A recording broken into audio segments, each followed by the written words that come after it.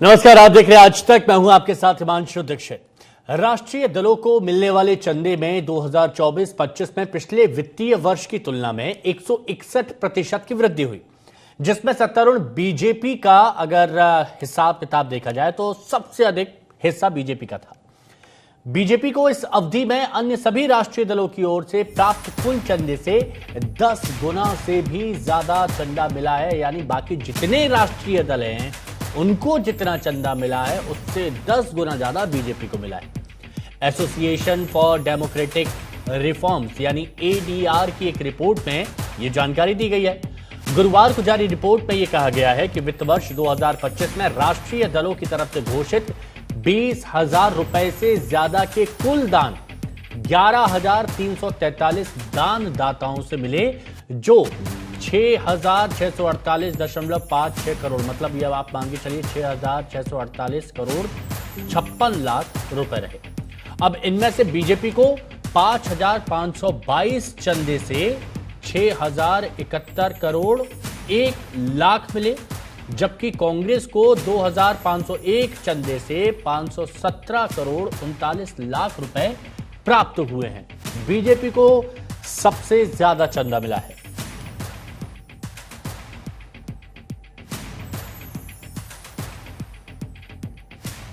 तो देखिए, एडीआर की जो रिपोर्ट है उस रिपोर्ट में यह बताया गया है कि बीजेपी की ओर से घोषित चंदा कांग्रेस, आम आदमी पार्टी, मार्क्सवादी कम्युनिस्ट पार्टी और नेशनल पीपल्स पार्टी के उसी अवधि के संयुक्त चंदे से 10 गुना से ज्यादा था। 10 गुना से ज्यादा।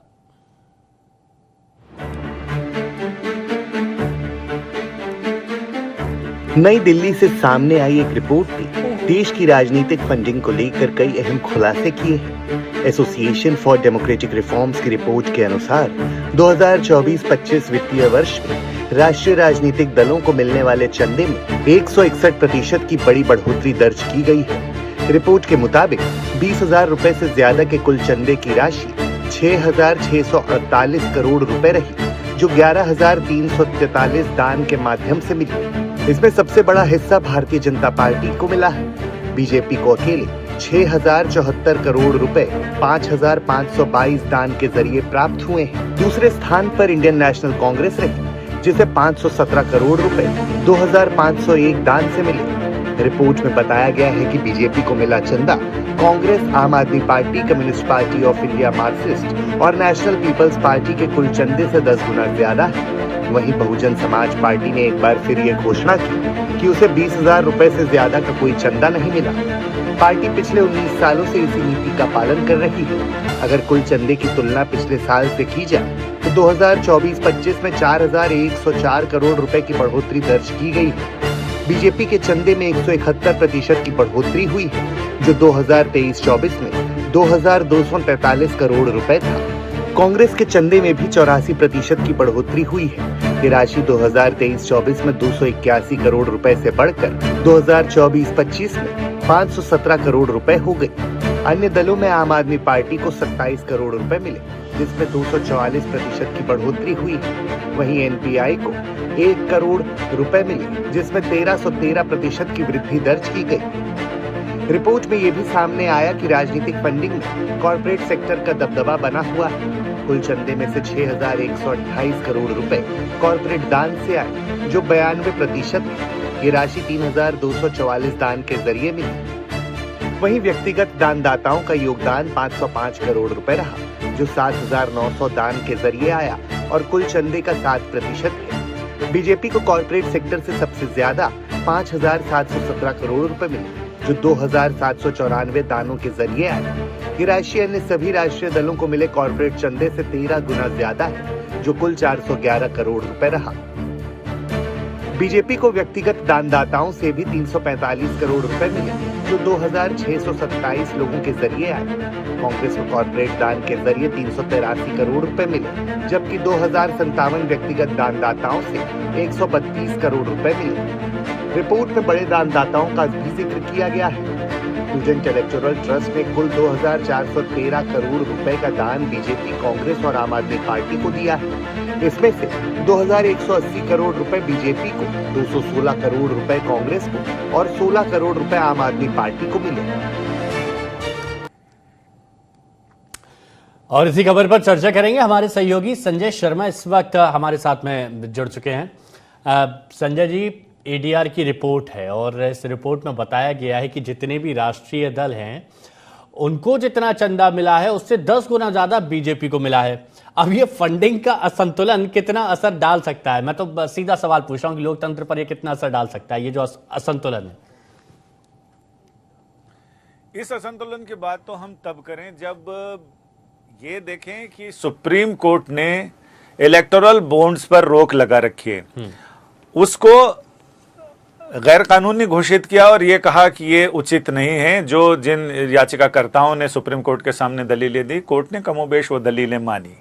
और लेकिन इसके बावजूद इलेक्टोरल बॉन्ड्स नहीं है, इसके बावजूद बीजेपी पिछले 8-10 साल से लगातार सबसे आगे चल रही है। न केवल चुनावी राजनीति में बल्कि चुनावी चंदे की राजनीति में भी बीजेपी सबसे अधिक है। और इन सारी विपक्षी पार्टियों को मिला चंदा एक साथ मिला दें, उससे भी 10 गुना से ज्यादा बीजेपी को पिछले 24-25 साल 2024 और 25 में मिला है। और अगर हम उस एडीआर के डेटा को और आगे बढ़ाएं तो एडीआर का डेटा बताता है कि बीजेपी को 3224 दाता ऐसे रहे जो कॉरपोरेट और बिजनेस सेक्टर के थे, जिससे उनको 6128 करोड़ रुपए यानी जो 92.18% है वो बिजनेस सेक्टर से मिला। और इंडिविजुअल से उनको 7900 इंडिविजुअल डोनर्स थे जिन्होंने ये दान किया है। और पहले तो 2000 रुपए तक था, 2000 रुपए से ज्यादा का दान आपको बताना पड़ता था, लेकिन अब 20,000 रुपए है। 20,000 रुपए से ज्यादा का चंदा अगर आपको किसी ने दिया है तो आपको इलेक्शन कमीशन को बताना पड़ेगा, उसको अपने सालाना हिसाब में दाखिल करना पड़ेगा। सबसे इंटरेस्टिंग स्थिति बीएसपी की है। बीएसपी पिछले लगभग 13-14 साल से इलेक्शन कमीशन को अपने सालाना हिसाब में बताती है कि हमारे को कोई ऐसा, मतलब अगर हम ऐसे कहें तो वो तो ये कहती है कि हमारे कोई भी ऐसा दाता नहीं मिला जो 20,000 रुपए से ज्यादा एक मुश्त हमें दे। यानी कहें तो उनका ये कहना है कि कोई माई का लाल ऐसा नहीं हुआ जो हमें 20,000 रुपए से ज्यादा दे। अधिकतर लोगों ने छिटपुट खुदरा खुदरी चंदा दिया है, रेजगारी टाइप, और उससे उनका वो चलता है।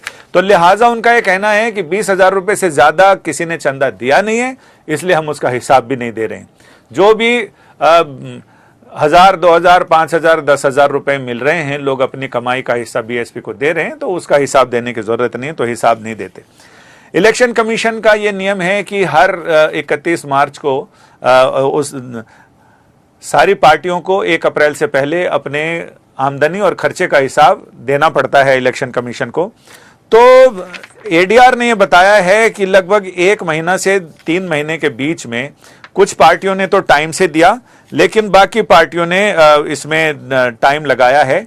और उन्होंने 30 सितंबर को ड्यू डेट होती है, और उसमें अगर हम बात करें तो बीएसपी और आप पार्टी और एनपीपी, इन सारे लोगों ने बिल्कुल टाइम से अपना हिसाब दिया। चूंकि बीएसपी को हिसाब देना नहीं होता तो बीएसपी ने अपना जो स्टेटमेंट है वो टाइम से ही दे दिया था। और कांग्रेस ने 23 दिन की देरी से दिया, सीपीआईएम ने 66 दिन की देरी से दिया, और बीजेपी सबसे ज्यादा लेट लतीफ रही, 68 डेज की देरी से इन्होंने दिया है। तो अगर हम बात करें, पिछले कई सालों से मैं खबर बना रहा हूं, जब एडीआर की रिपोर्ट आती है तो एडीआर की रिपोर्ट में हमेशा यह है कि पहले कांग्रेस, जब जिस समय यूपीए का शासन था तो कांग्रेस को चंदा ज्यादा मिलता था, और अब चूंकि एनडीए का शासन है तो एनडीए को पिछले 10-11 साल से चंदे में लगातार इजाफा हो रहा है। मतलब डिस्पाइट ऑफ कि इलेक्टोरल बॉन्ड है या नहीं है, उससे कोई फर्क नहीं पड़ा है। बीजेपी को मिलने वाला चंदा काफी जबरदस्त है। बीजेपी को जहां हमने बताया कि इतने डोनर्स मिले, वहां कांग्रेस की स्थिति कम है। कांग्रेस को 112 डोनेशन मिले हैं, दाता जो कॉर्पोरेट और बिजनेस सेक्टर के हैं, जिसमें 383.86 करोड़ रुपए मिला है। और जो इंडिविजुअल हैं वो 2357 लोगों ने कांग्रेस को 132 करोड़ 38 लाख से थोड़ा ज्यादा पैसा चंदे के रूप में दिया है। आपने बहुत अच्छा विश्लेषण यहाँ पर किया। राहुल गौतम भी हमारे सहयोगी इस वक्त हमारे साथ जुड़ चुके हैं। राहुल, आप किस तरह से देखते हैं एडीआर की जो रिपोर्ट आई है, और अभी जैसे कि संजय जी बता रहे थे, और उन्होंने इलेक्टोरल बॉन्ड्स खत्म होने के बाद भी जो ट्रेंड यहाँ पर बताया, और उसमें हमने देखा कि बीजेपी का जो चंदा है वो किस तरह से, जो कुलदान है 161% फाइनेंशियल ईयर 2025 में ये बढ़ता हुआ दिखाई दिया। क्या अभी भी किसी तरह की और पारदर्शिता व्यवस्था की जरूरत है जो आनी चाहिए, या फिर आपका आकलन क्या कहता है ये जो रिपोर्ट है उस पर? देखिए, कांग्रेस पार्टी के सर्वोच्च नेता आप कहिए राहुल गांधी हैं, वो कहते हैं कि जब भी कोई उद्योगपति या कोई बड़ी कंपनी हमको पैसा देना चाहती है तो उनके यहाँ पर, ऐसा उनका आरोप है, उनके घर पर या उनके दफ्तर पर सीबीआई ईडी पहुंच जाती है, जिसकी वजह से वो हमको चंदा ही नहीं दे पाते हैं। कांग्रेस पार्टी लगातार ये आरोप लगाती रही है कि इलेक्टोरल बॉन्ड्स के थ्रू दरअसल सरकार क्या करती है, सरकार ऐसे लोगों को से पैसे लेती है और उनके बदले में उनको फेवर्स देती है, ऐसा आरोप लगाती रही है कांग्रेस पार्टी। और ये भी मैं एक बड़ा इंटरेस्टिंग वाक्य है कि कुछ दिनों पहले राहुल गांधी एक कार्यक्रम में गए थे, हम एक व्यक्ति नेता है कांग्रेस पार्टी के, उन्होंने कहा कि देखिए, कांग्रेस पार्टी एक गरीब पार्टी है, लेकिन कांग्रेस पार्टी के जो नेता हैं वो बहुत अमीर हो गए हैं, और वो संगठन की मदद नहीं करते, पार्टी की मदद नहीं करते, वो सालों साल पार्टी में रहे और अब उनके पास अकूत दौलत है। इसको लेकर राहुल गांधी ने जब माइक संभाला तो उन्होंने कहा कि देखिए, हम नहीं चाहते कि हम सबसे अमीर पार्टी बन जाए, ऐसा मैं चाहता ही नहीं हूं कि कांग्रेस पार्टी सबसे अमीर पार्टी बन जाए, क्योंकि अभावों में ही ऐसा उनका कहना है राजनीति होती है। लोकसभा चुनावों के दौरान आपको याद होगा, कांग्रेस पार्टी के कुछ जो अकाउंट्स हैं उनको भी फ्रीज किया गया था, बाद में कोर्ट जाकर उनको खुलवाया गया। तब भी यही आरोप लगाए थे कांग्रेस पार्टी ने कि जानबूझकर हमारी जो फंडिंग है उसको चोक किया जा रहा है, हमको फाइनेंशियली क्रिपल करने की कोशिश है सरकार की तरफ से। तो जो ये पैसा कम मिल रहा है कांग्रेस पार्टी को, उसका उनका ये लगातार आरोप है, ये साजिशन ऐसा हो रहा है। अगर कोई दानकर्ता हमें देना भी चाहता है पैसा, तो सरकार नहीं चाहती या उनको अलाउ नहीं करती कि वो हमको पैसा दे। तो देखिए, इसमें एक राजनीति का एक बहुत घालमेल है, अगर आप ये कहें। कम से कम कांग्रेस पार्टी का ये मानना है और उनका ये सीधा आरोप है सरकार के ऊपर कि सरकार उन कंपनियों चंदा लेती है जिनके एवज में वो फैसले देती है, जिनको वो टेंडर अवार्ड करती है, कॉन्ट्रैक्ट्स देती है। अच्छा। ऐसा उनका आरोप है और इसीलिए जो स्थिति है कांग्रेस पार्टी की, वो थोड़ी दयनीय है पैसे के मामले में। अच्छा, संजय जी एक बात बताइए, जैसा कि अभी राहुल कह रहे थे कि कांग्रेस में ये है, कांग्रेस की तरफ से आरोप लगाए गए हैं, कोई कॉर्पोरेट घराना जब उनको चंदा देना चाहता है तो उस वक्त उन पर किसी तरह की जांच बिठा दी जाती है, कोई छापा कर दिया जाता है। लेकिन कांग्रेस का दान पिछले साल से 84% बढ़ा है, फिर भी बीजेपी से बहुत पीछे है। क्या कांग्रेस की जो फंडिंग रणनीति है वो यहां पर कमजोर है? ये भी सवाल मैं आपसे पूछूंगा, क्या बाजार या कॉर्पोरेट बीजेपी को ज्यादा विनिंग पार्टी मान रहे हैं, और क्या विपक्षी पार्टियों को फंडिंग में बराबरी का मौका मिलना चाहिए ये लोकतंत्र के लिए?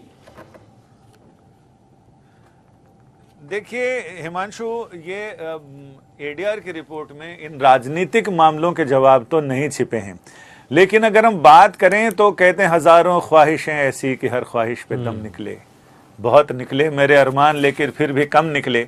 तो इतने दिनों से मैं देख रहा हूं कि 2014 के बाद से तो खास करके कांग्रेस, ऐसा नहीं है कि कांग्रेस के चंदे में जिस हिसाब से इजाफा हो रहा है तो इजाफा तो हो ही रहा है। बीजेपी का जिस तरह से बढ़ रहा है, हालांकि रफ्तार उतनी नहीं है लेकिन इजाफा हो रहा है। अब इनका यह कहना है कि जो चंदा देने वाले हैं उन पे ईडी की छापेमारी हो जाती है, सीबीआई की इनकम टैक्स की छापेमारी हो जाती है। इसमें अब इसका तो राजनीतिक, ये जो आरोप हैं इसका जवाब तो राजनेता ज्यादा दे सकते हैं। हम अगर हाँ या ना में जवाब देंगे तो हम पर ठप्पा लग जाएगा। तो जब अपना फील्ड नहीं है तो उसमें अपन को नहीं बोलना चाहिए। इनको राजनीति का जवाब या राजनीति वाले, बीजेपी वाले और बाकी अन्य राजनेता उसका जवाब दें तो ज्यादा सही है। अगर विपक्ष की बात करें तो हो सकता है कि कांग्रेस के इस आरोप पे आम आदमी पार्टी खंडन कर दे, और आम आदमी पार्टी और कांग्रेस के आरोप पे हो सकता है कि तृणमूल कांग्रेस इस पर अपना विरोध दर्ज करा दे।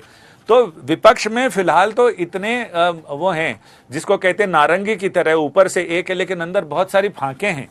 तो विपक्ष को तो विपक्ष की जरूरत ही नहीं है, आपस में इतने सारे विभेद और मतभेद हैं उसको देखते हुए। तो लेकिन फिलहाल ये सारी चीजें तो अलग हैं, बट इसमें कोई दो राय नहीं है कि जो आंकड़े बता रहे हैं वो ये बता रहे हैं कि कांग्रेस चाहे जो भी कहे, लेकिन आंकड़ों को तो झुठाया नहीं जा सकता। और आंकड़े बिल्कुल इस बात की तस्दीक कर रहे हैं कि कांग्रेस को जो चंदा मिला है पिछले सालों के मुकाबले उसमें इजाफा हुआ है। ये अलग बात है कि इलेक्टोरल बॉन्ड को लेकर जो अभी तक चीज़ें आ रही हैं उसमें सुप्रीम कोर्ट ने 13 सितंबर 2013 को डिक्लेयर किया था कि इसमें कि किसी भी कैंडिडेट को जब वो भरेगा, अपने नॉमिनेशन फाइल करेगा, तो उसमें वो सारी चीज़ें ये बताएगा कि जिसमें पार्टी भी ये बताएगी कि 20,000 रुपए से ज़्यादा चंदा किसने दिया है। और जब चुनाव के बाद का हिसाब देते हैं तो उस हिसाब में ये बताना होता है कि उनको अब तक चंदा कहाँ से मिला और किस मद में उन्होंने खर्च किया है, तभी ये चुनावी खर्च का हिसाब रखा जाता है। और पार्टियों को भी ये बताना पड़ता है हर साल कि उनको किस मद में कहां से कितना रुपया आया, क्योंकि इलेक्टोरल बॉन्ड्स में तो सारी चीजें ऑनलाइन थी, लेकिन अब 20,000 रुपए से ज्यादा का चंदा उनको लेने के साथ, चाहे वो कैश में लें या वो चेक से लें या वैसे, कॉर्पोरेट घराने आमतौर से पक्का काम करते हैं क्योंकि उनको 80G में और 81G में इसमें उनको रिबेट भी लेनी होती है। और राजनीतिक पार्टियों के लिए ये छूट है कि उनको होने वाली आमदनी पर कोई इनकम टैक्स नहीं लगता है। तो बहुत सारे लोगों ने तो फर्जी जो पार्टियां बनाई थी, जिस पर इलेक्शन कमीशन ने पिछले 2 साल में कुल्हाड़ियां चलाई हैं, तो हजारों की तादाद में ऐसी पार्टियों का रजिस्ट्रेशन रद्द किया है जिनका काम चुनाव लड़ना नहीं था, उनका काम था लोगों के ब्लैक मनी को व्हाइट मनी बनाना, उनसे राजनीतिक चंदा लेना और कई गुना ज्यादा की रसीदें देना ताकि वो अपने इनकम टैक्स में उसको दिखा सकें और दोनों ही विन विन सिचुएशन में रहें, दोनों का ही फायदा हो जाए। रूबरू नफरत करो, चलता रहे पर्दे में काम। तो पर्दे में काम चल रहा था, जिस पर्दे में काम का पर्दाफाश इलेक्शन कमीशन ने कर दिया। सैकड़ों की तादाद में, मतलब मेरे ख्याल से 1000 से ज्यादा पार्टियों का रजिस्ट्रेशन रद्द करना पड़ा, क्योंकि ना तो उन्होंने जो रजिस्टर्ड ऑफिस बनाया था वहां ना तो उस पार्टी का कोई बोर्ड मिला, ना उस पार्टी का कोई कार्यकर्ता मिला, ना उस पार्टी का कोई पदाधिकारी मिला, यानी सारी चीजें कागजों में फर्जीवाड़े से चल रही थी। तो जब Rajiv Kumar chief election commissioner बने तो उन्होंने भी ये शुरू किया और उसके बाद ज्ञानेश जी आए तो ज्ञानेश जी ने भी बहुत चतुराई के साथ और बहुत ही सूझबूझ के साथ इन सारी चीजों को, इनका पर्दाफाश किया है, निगोरक धंधा खत्म कर दिया है। तो जाहिर है कि ये जो मुख्य राजनीतिक पार्टियां रह गई हैं, जिसमें 7 राष्ट्रीय पार्टी हैं और बाकी रीजनल और क्षेत्रीय और राज्य की पार्टियां हैं, उन सारी पार्टियों के चंदे का हिसाब होता। अभी राष्ट्रीय पार्टियों के चंदे का हिसाब किताब जरूर एडीआर ने जारी किया है, लेकिन अगले कुछ दिनों में एडीआर के सूत्र ये बता रहे हैं कि रीजनल पार्टियों को अब तक कितनी आमदनी हुई है, उनकी आमदनी में कितना इजाफा हुआ, कितनी घटती हुई, बढ़ोतरी हुई, इसकी भी रिपोर्ट जल्दी आएगी। तो मुझे उम्मीद है कि हम उस रिपोर्ट को भी अपने दर्शकों के साथ साझा करेंगे। हाँ बिल्कुल, वो भी जानना चाहेंगे कि क्या जो अंतर यहाँ पर राष्ट्रीय दलों में चंदे में देखा जा रहा है कि बाकी के राजनीतिक जो राष्ट्रीय दल हैं उनको जितना चंदा मिला उससे 10 गुना ज्यादा बीजेपी को मिला, क्या उतना कुछ अंतर क्षेत्रीय और जो पार्टियां हैं उनको भी ऐसा ही कुछ अंतर देखने को मिलेगा? ये भी देख लिया जाएगा। शुक्रिया आपका हमारे साथ जुड़ने के लिए। पीयूष मिश्रा हमारे साथ जुड़े हुए हैं। पीयूष, एडीआर की रिपोर्ट आई है चंदे को लेकर, जो आंकड़े पेश किए गए हैं उनको आप किस तरह से देखते हैं? देखिए, इस बात में कोई दो राय नहीं है कि जो राजनीतिक दल हैं वो चंदे से ही चलते हैं और जिस राजनीतिक दल की ज्यादा कहीं ना कहीं चर्चा होती है और लोगों की पसंद ज्यादा होती है, उसको चंदे भी ज्यादा मिलते हैं। और बीजेपी की सरकार कई राज्यों में है, चुनिंदा कुछ ऐसे राज्य हैं जहां पर अपोजिशन की सरकार बची है और नॉर्थ इंडिया में तो लगभग सभी राज्यों में, हिमाचल प्रदेश को छोड़ दिया जाए, पंजाब को छोड़ दिया जाए, तो लगभग कई बड़े राज्यों में बीजेपी की सरकार है। साउथ में भी जो है कुछ अलायंस के साथ सरकारें हैं, नॉर्थ ईस्ट में तो पूरा ही दबदबा जो है वो बीजेपी का है। लेकिन इन सब चीजों के बीच में ये चीज जानना जरूरी है कि बीजेपी को चंदा मिलने के कारण ये भी है कि बीजेपी को देश भर से समर्थन मिलता रहा है। कई जो कंपनीज हैं, कई जो ऑर्गेनाइजेशन हैं, कई एनजीओ हैं, वो बीजेपी को चंदा देती रही है। वो इसलिए भी क्योंकि आप जानते हैं जिसकी लाठी उसकी भैंस होती है, उस हिसाब से चीजें बनती भी है और हर कोई चाहता है कि उस पार्टी की गुड बुक्स रहे जिस पार्टी की सरकार है, केंद्र में हो चाहे राज्य में हो। और इसीलिए ये एक बड़ा कारण है कि बीजेपी को चंदा ज्यादा मिला है। 2024-25 की हम बात करें तो बाकी राष्ट्रीय पार्टियों के कुल चंदे से 10 गुना से भी ज्यादा चंदा बीजेपी को मिला है। तो ये रकम बहुत ज्यादा है। और ये कहीं ना कहीं दर्शाती है कि बीजेपी को देशव्यापी समर्थन मिल रहा है। और उस समर्थन का कारण, मुख्य कारण ये भी है कि पिछले काफी लंबे समय से, चाहे वो 2024 में जब लोकसभा चुनाव हुए, उसके बाद जब सरकार बनी और उसके बाद लगातार कई ऐसे राज्य हैं जहां पर बीजेपी ने रिटेन भी की है। कई जगह, एक जगह झारखंड में बीजेपी की हार भी हुई, लेकिन चाहे वो हरियाणा हो, चाहे वो महाराष्ट्र हो, खास करके दिल्ली के चुनाव की बात करें, वहां पर बीजेपी ने केजरीवाल की जो बहुत पॉपुलर सरकार रही उसको पछाड़ा और वहां पर सरकार बनाई। और कई ऐसी जगह जहां पर उम्मीद नहीं थी और एंटी इनकम्बेंसी पूरी तरह से हावी थी, वहां पर बीजेपी वापस आई। तो ये दर्शाता है कि बीजेपी को समर्थन भी मिल रहा है और लोगों को पसंद भी की जा रही है। लेकिन पीयूष कांग्रेस की तरफ से तो ये कहा जा रहा है ना कि जो हमें चंदा देना भी चाहता है उनको चंदा देने नहीं दिया जाता है। और यही तो एक अंतर बहुत बड़ा है कि यहां पर आप देखेंगे कि कांग्रेस को 517 करोड़ 39 लाख करीब मिला है, तो वहां पर बीजेपी को 6074 करोड़ से ज्यादा का चंदा मिला है। मतलब कांग्रेस तो यही कहती है कि हमें कोई देने देता है तो सामने वाले पर या तो ईडी की छापेमारी हो जाती है या कुछ हो जाता है, हमें देने ही नहीं दिया जा रहा। यह असंतुलन है। ये तो देखिए, अभी आपको याद होगा जी, आप अपना प्रश्न पूरा करिए। जी बिल्कुल जी, मैं आपको ये बता रहा हूँ कि अभी आपको याद होगा कुछ दिनों पहले प्रद्युत बोरदोलोई जो है वो कांग्रेस छोड़कर बीजेपी उन्होंने ज्वाइन किया। वो चुनाव भी आसाम में लड़ने जा रहे हैं। इससे पहले भी कई बड़े नेता कांग्रेस के छोड़ के बीजेपी ज्वाइन करते हैं। तो एक ही वक्तव्य कांग्रेस पार्टी की तरफ से आता है कि ईडी के डर से वो नेता जो है बीजेपी ज्वाइन कर रहे हैं। और ये जो बात है, ये जो आर्ग्यूमेंट है विपक्ष की तरफ से, कांग्रेस की तरफ से, ये हमेशा से ही रहता है कि जो भी चीज हो रही है जिसमें उनको सफलता नहीं मिल पा रही और बीजेपी अच्छा कर ले रही है या इंडिया का कोई घटक दल ज्यादा बेहतर कर ले रहा है, तो उसमें हम विपक्ष के नेताओं की तरफ से यही टीका टिप्पणी होते हुए सुनते हैं, जिसमें उनका ये बड़ा आरोप होता है कि ईडी सीबीआई के डर से जो है ये नेता हमको छोड़ के चले गए। अब वही आरोप वो उन सभी कंपनीज पे भी लगा रहे हैं, उन सभी ऑर्गेनाइजेशंस पर, उन इंडिविजुअल्स पर भी लगा रहे हैं कि ईडी के डर से जो है वो हमको चंदा नहीं देते, और अगर वो हमको चंदा दे देंगे तो उनके घर में या उनके ऑफिस में जो है रेड पड़ जाएगी। देखिए, टीका टिप्पणी राजनीति में होती रहती है और ये प्रहार और विपक्ष की तरफ से बीजेपी पर काफी लंबे समय से चलता आ रहा है और लगातार आगे चलता भी रहेगा। वहीं दूसरी ओर बीजेपी भी ये कहती रहती है हमेशा से कि ईडी का ही डर है तो गलत क्यों करना, ईडी की रेड को लेकर हमेशा जो है बहाना बनाया जाता है। तो ये टीका टिप्पणी राजनीतिक बयानबाजी चलती रहती है। लेकिन हाँ, इसमें कोई दोहराई नहीं है, ये बात हम बिल्कुल नहीं नकार सकते कि बीजेपी को देशव्यापी समर्थन मिलता है।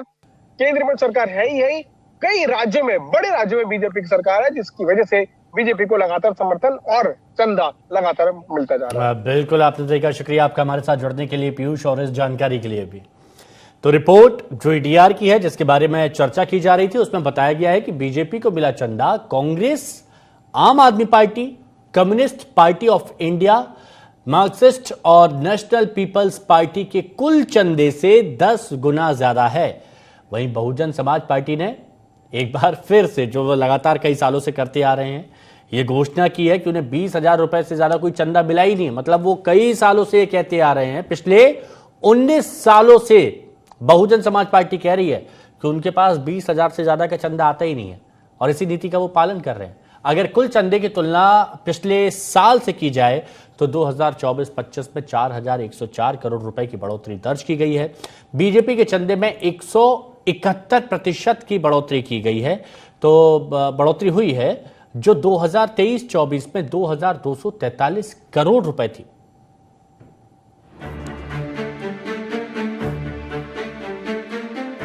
नई दिल्ली से सामने आई एक रिपोर्ट ने देश की राजनीतिक फंडिंग को लेकर कई अहम खुलासे किए हैं। एसोसिएशन फॉर डेमोक्रेटिक रिफॉर्म्स की रिपोर्ट के अनुसार 2024-25 वित्तीय वर्ष में राष्ट्रीय राजनीतिक दलों को मिलने वाले चंदे में 161% की बड़ी बढ़ोतरी दर्ज की गई है।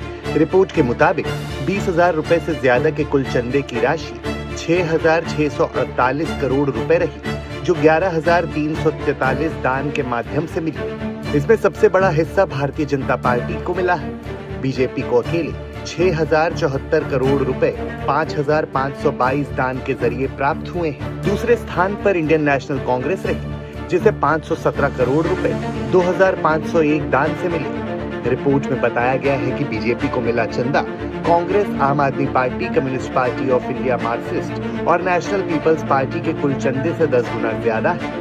वहीं बहुजन समाज पार्टी ने एक बार फिर ये घोषणा की कि उसे 20,000 रुपए से ज्यादा का कोई चंदा नहीं मिला।